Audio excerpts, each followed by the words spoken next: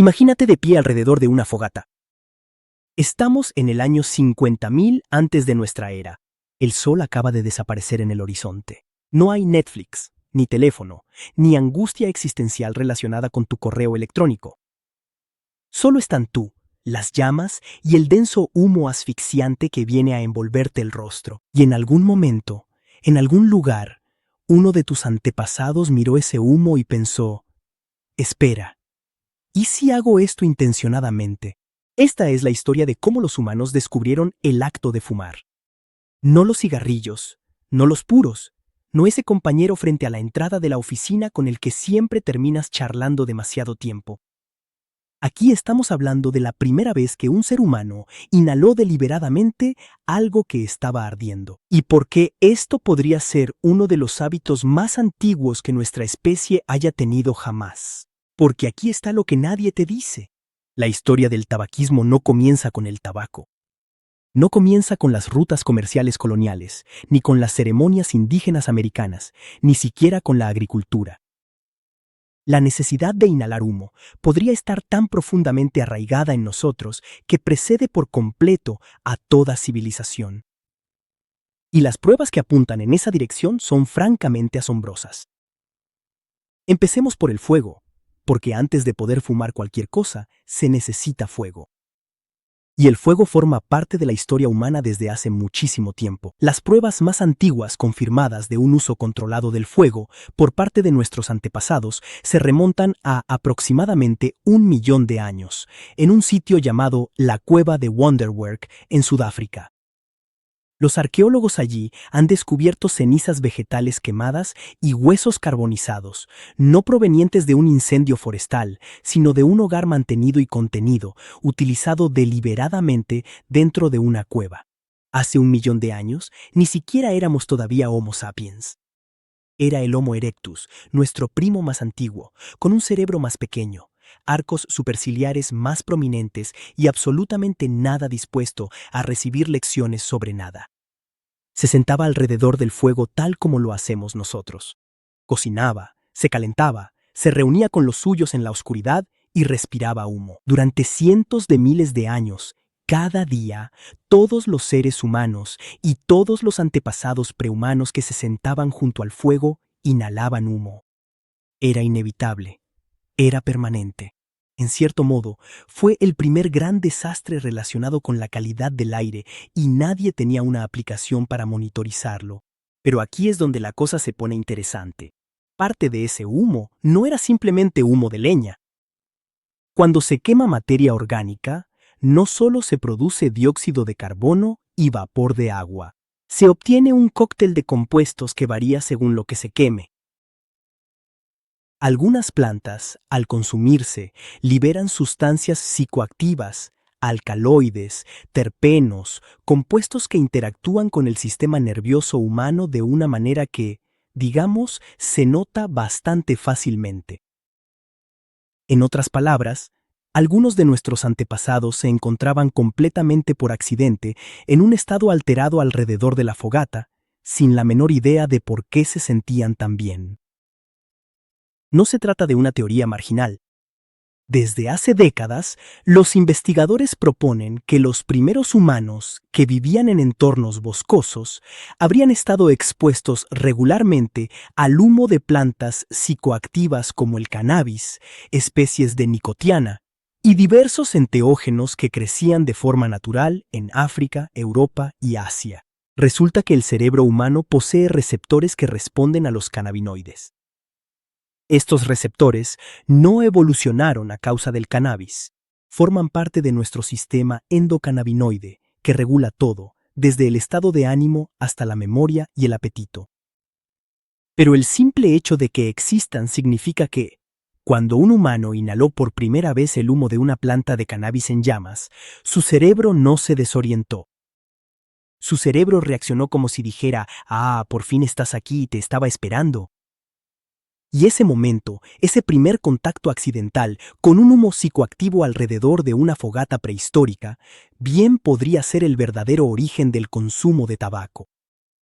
No fue una decisión ni un plan, solo un accidente muy placentero, repetido las veces suficientes como para que alguien terminara buscando reproducirlo. Piénsalo bien. La inmensa industria mundial del tabaco, que mueve varios miles de millones, los siglos de rituales, las tradiciones chamánicas, las prácticas médicas, las costumbres sociales. Todo eso quizá comenzó porque un cazador exhausto se sentó a sotavento de un arbusto inadecuado y pasó una noche increíblemente agradable sin esperarlo. La historia a veces es magnífica en lo absurdo.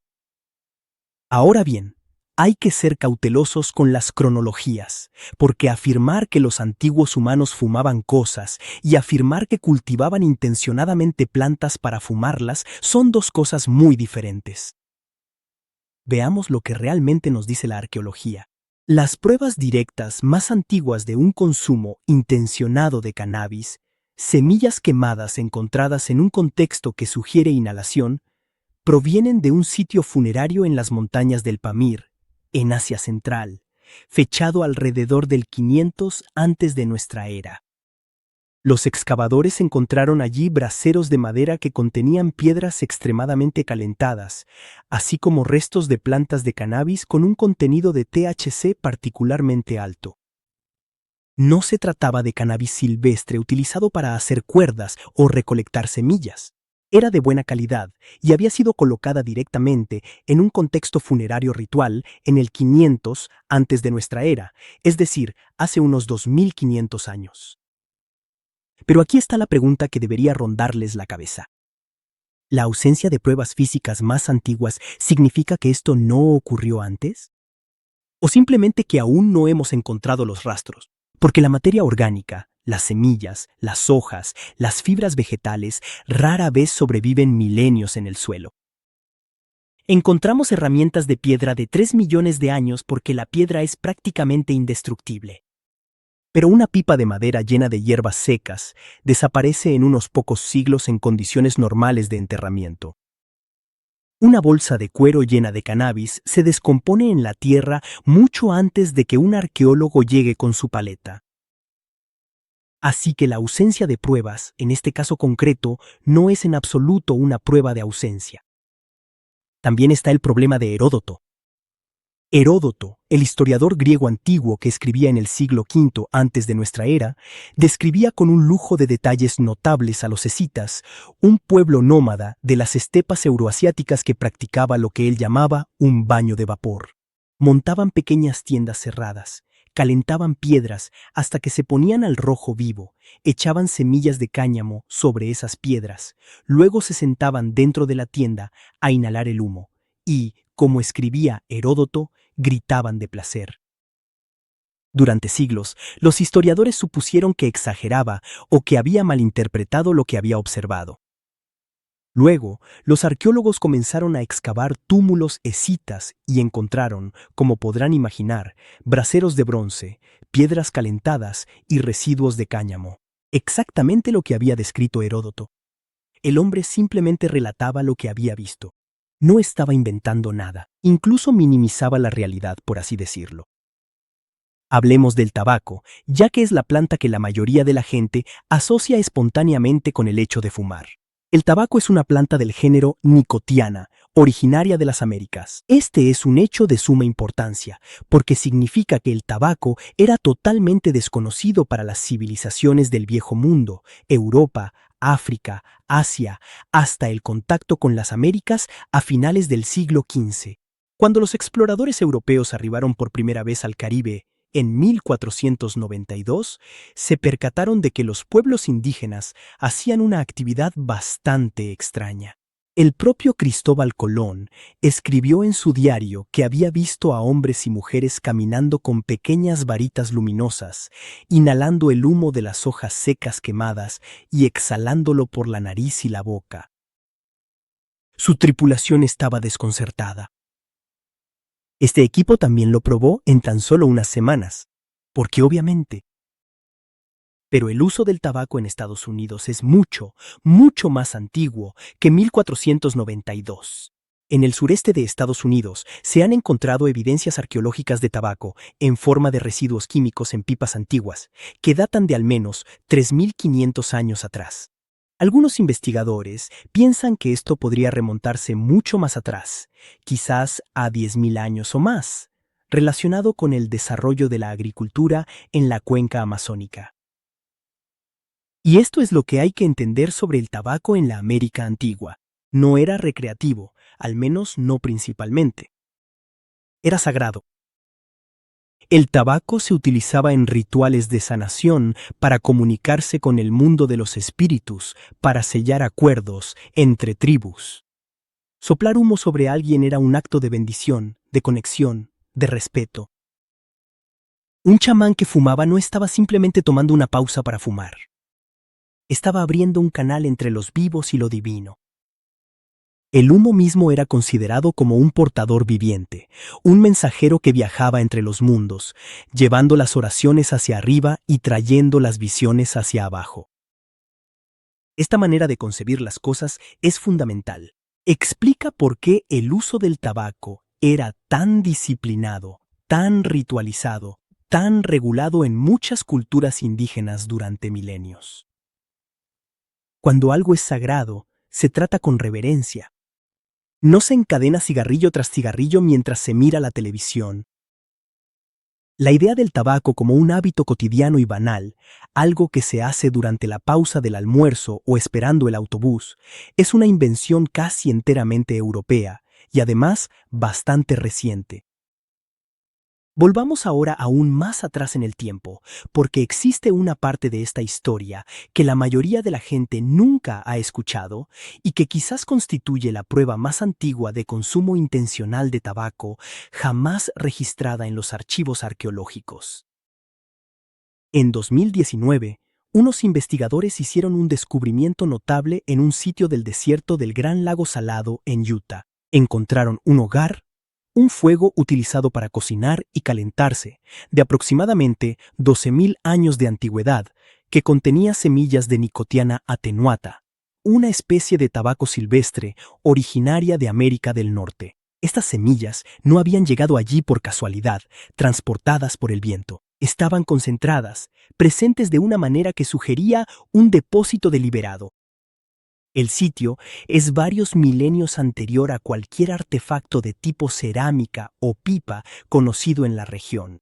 Esto retrasó de manera significativa la cronología posible del uso del tabaco en América. Y esto planteó una pregunta realmente fascinante. Si hace 12.000 años la gente arrojaba tabaco al fuego, ya fuera para inhalar el humo con fines rituales o ambos, ¿qué hacían entonces las poblaciones de otras regiones del mundo con sus propias plantas psicoactivas en la misma época? Porque hace 12.000 años los humanos estaban por todas partes en África, Asia, Europa y Australia. Y el deseo humano de modificar su conciencia, de buscar estados mentales alterados, no es un fenómeno americano, es un fenómeno humano. Permítanme presentarles algo que puede parecer extravagante, pero que es tomado en serio por antropólogos reconocidos: la hipótesis de la intoxicación. El argumento básico es el siguiente: en casi todas las culturas humanas jamás documentadas, la gente ha buscado maneras de modificar su conciencia. Han bebido bebidas fermentadas, comido hongos alucinógenos, inhalado humo, masticado hojas de plantas, tragado semillas.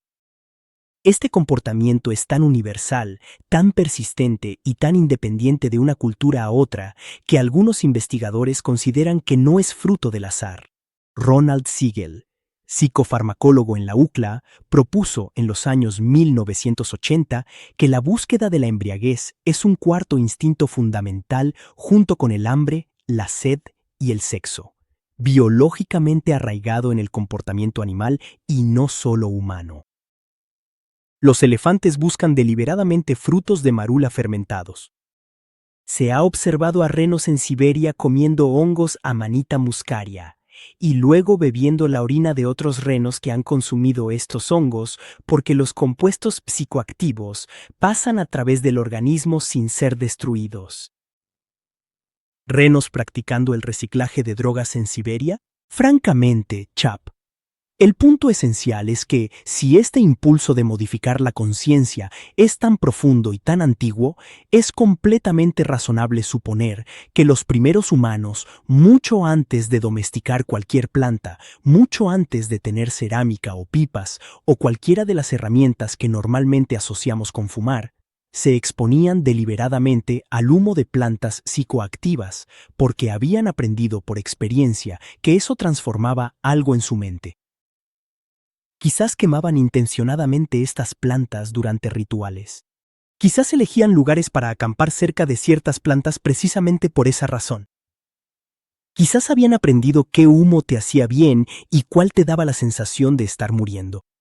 Lo cual, con algunas plantas, es una distinción que solo comprendes una vez, fatalmente. Eso era el tanteo en la época prehistórica. Unas apuestas muy altas, a veces literalmente mortales. Pero quienes sobrevivían, ellos sí lo recordaban, lo transmitían a los demás, lo pasaban de generación en generación en forma de un conocimiento nunca escrito, pero plenamente vivido.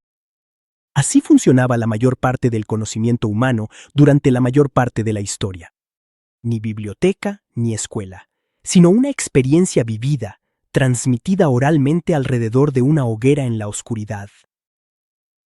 Hablemos también de algo que rara vez se menciona en esta conversación. Fumar era medicina, mucho antes de que fumar se convirtiera en una práctica recreativa, e incluso antes de que fuera una práctica espiritual.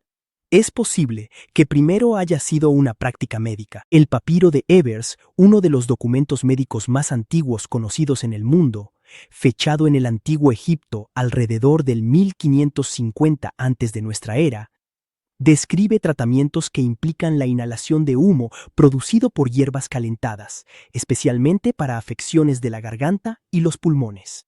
Esto parece totalmente contraintuitivo desde la perspectiva actual. ¿Me está diciendo que los antiguos egipcios trataban problemas pulmonares haciendo inhalar humo? Sí, exactamente. Y aunque esto parezca una locura, cabe señalar que las hierbas específicas que utilizaban, en particular la beleño y varios aromáticos, poseen verdaderas propiedades farmacológicas cuando se inhalan. Los antiguos griegos recurrían regularmente a la fumigación, es decir, al uso terapéutico del humo. Hipócrates, cuyo nombre lleva el juramento que hacen los médicos, escribía sobre la inhalación de vapor de plantas para tratar enfermedades pulmonares y otras afecciones. La lógica no era absurda para la época. El humo llega directamente a los pulmones.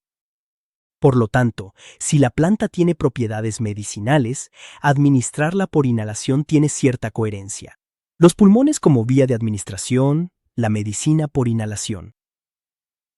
Todavía hacemos esto hoy en día con los inhaladores para el asma, los gases anestésicos y los nebulizadores.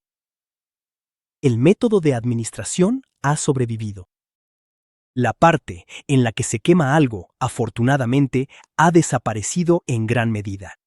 La antigua medicina ayurvédica india, que se remonta a más de 3000 años, describe una práctica llamada dhumpana, que literalmente significa beber el humo. Consistía en inhalar hierbas medicinales a través de pipas. Los textos describen plantas específicas, afecciones concretas y preparaciones detalladas. No era algo trivial ni improvisado. Era un sistema médico sofisticado, con protocolos precisos y siglos de perfeccionamiento detrás de él. En la antigua China, en la antigua Mesopotamia, en la antigua Grecia, en la antigua India, en prácticamente todas las primeras civilizaciones conocidas, existen pruebas de que las personas inhalaban deliberadamente humo con fines terapéuticos como una práctica médica reconocida. No porque fueran dependientes, no porque estuviera de moda, sino porque funcionaba, o al menos a veces, o al menos lo suficiente como para que siguieran haciéndolo. Y en un mundo sin antibióticos, sin cirugía, sin ninguna de las herramientas que la medicina moderna da por sentadas, que funcionara a veces no era una meta tan fácil de alcanzar. Hay otro aspecto de esta historia que no recibe suficiente atención y que tiene que ver con los lazos sociales. Los humanos somos animales profundamente sociales.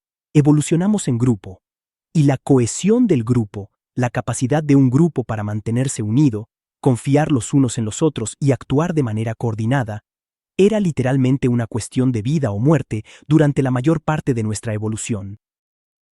Los individuos aislados morían, los grupos sobrevivían.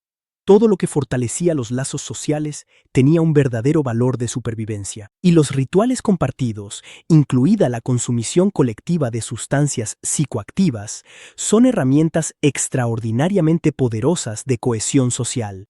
Cuando un grupo de personas vive juntas una experiencia alterada compartida, esto crea un sentimiento de conexión, confianza y comprensión mutua que es muy difícil de reproducir de otra manera. Las neurociencias modernas lo han confirmado. Los rituales compartidos sincronizan la actividad neuronal, aumentan la confianza y profundizan la identidad de grupo de manera medible y documentada. Así, cuando un grupo de humanos prehistóricos se sentaba juntos en un espacio cerrado, respirando el humo del cannabis en combustión u otras hierbas, y entraban colectivamente en un estado alterado, no era solo por placer, era una tecnología social.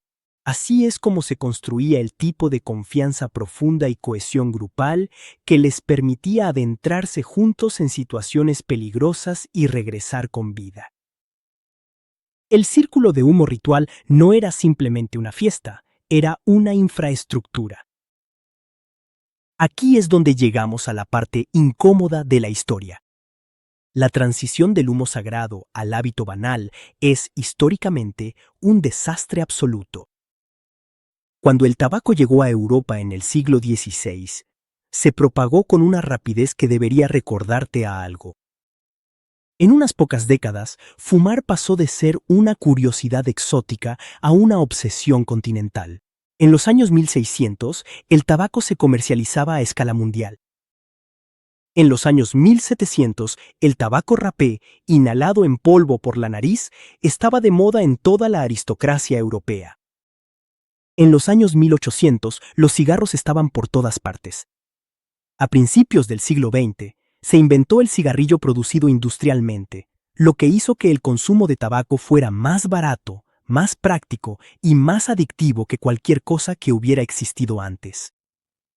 Lo que los pueblos indígenas americanos tardaron miles de años en integrar en una práctica medida, ritualizada y profundamente cultural, fue transformado por los industriales europeos en productos de consumo masivo en el transcurso de 4 siglos. La industria tabacalera del siglo XX pasó luego décadas y gastó miles de millones de dólares en ocultar las pruebas de que los cigarrillos causaban cáncer, pruebas que sus propios científicos habían recopilado internamente. Promocionaron los cigarrillos entre los niños. Pagaron a médicos para elogiar sus productos. Añadieron compuestos químicos específicamente diseñados para que la nicotina actuara más rápido, más fuerte y saliera del organismo más rápidamente, con el fin de maximizar la adicción. Transformaron algo antiguo, ritual y comunitario, en un producto deliberadamente diseñado para ser lo más destructivo físicamente y lo más rentable financieramente posible. Un chamán y un dirigente de la industria tabacalera trabajaban ambos con la misma planta. Casi no tenían nada más en común. La distancia entre un chamán del año 500 antes de nuestra era, colocando cannabis sobre piedras calientes durante un entierro ritual, y un dirigente de una compañía tabacalera, en 1960, aprobando campañas de marketing dirigidas a adolescentes, es uno de los abismos morales más vertiginosos de toda la historia humana. Ambos implican humo. Casi todo lo demás los opone. Entonces, ¿cuándo empezaron los antiguos humanos a fumar? La respuesta honesta es, no lo sabemos con precisión y probablemente nunca lo sabremos. Las pruebas materiales nos remontan a 12.000 años con cierta seguridad, y quizás mucho más atrás aún, según una especulación razonable. El impulso conductual que subyace al hecho de fumar, el deseo de modificar la conciencia, de compartir experiencias rituales, de usar sustancias inhaladas como medicina, Es casi con toda certeza mucho más antiguo que cualquier artefacto que hayamos encontrado. Quizás sea tan antiguo como el propio fuego. Quizás sea tan antiguo como el salto cognitivo que nos hizo humanos, es decir, la capacidad de establecer una relación de causa y efecto, de mirar una planta ardiendo y pensar. La última vez que sucedió, me sentí diferente. Hagámoslo de nuevo. No es adicción, es inteligencia. Lo que sí sabemos con certeza es esto. Este comportamiento es extraordinariamente antiguo. Precede a la agricultura, precede a la alfarería, precede a todas las civilizaciones que alguna vez estudiaste en la escuela. Lo que está claro es que, al inicio de los registros históricos, en cada rincón del mundo habitado por humanos, estos ya encontraban formas de introducir humo en su cuerpo. Las plantas específicas cambiaban, los rituales cambiaban, los objetivos cambiaban, pero el comportamiento en sí ya era antiguo en el momento en que a alguien se le ocurrió ponerlo por escrito. Hay algo casi poético en todo esto. A pesar de todo lo que nos separa de los humanos que nos precedieron, la tecnología, la medicina, Internet, la cantidad verdaderamente asombrosa de contenido que consumimos cada día, existen esos hilos tenues de continuidad que recorren sin interrupción 100.000 años de experiencia humana. El fuego, el humo, el aliento. Los primeros humanos se sentaban alrededor del fuego y respiraban el mismo humo aromático que podrías oler esta noche junto a una fogata. Algunos de ellos, en algún momento, empezaron a prestar atención a lo que ese humo les hacía, y luego empezaron a elegirlo.